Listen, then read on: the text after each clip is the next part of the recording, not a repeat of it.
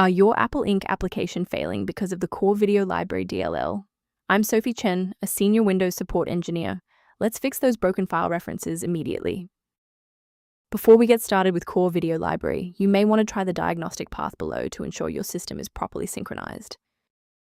This is the Corevideo Library, the Corevideo framework library for Apple applications on Windows. It manages the pipeline for hardware-accelerated video playback and frame synchronization.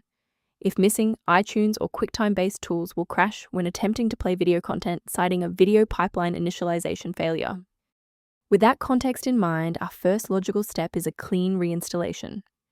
Corevideo is part of Apple Inc. runtime files. A clean reinstall of the current version of Apple Inc. will repair missing or corrupted components. If the installer was unable to bridge the gap, we will move to phase 2 of our diagnostic to refresh the system's memory.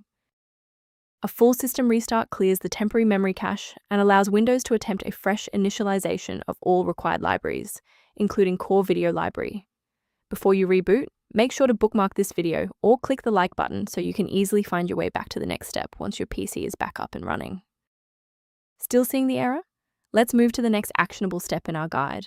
You can pause the video here if you're still waiting for your desktop to load. If you are still seeing the error after a reboot, it indicates that the application's local file structure is damaged, so you should perform a clean reinstallation by deleting the program's hidden app data folders.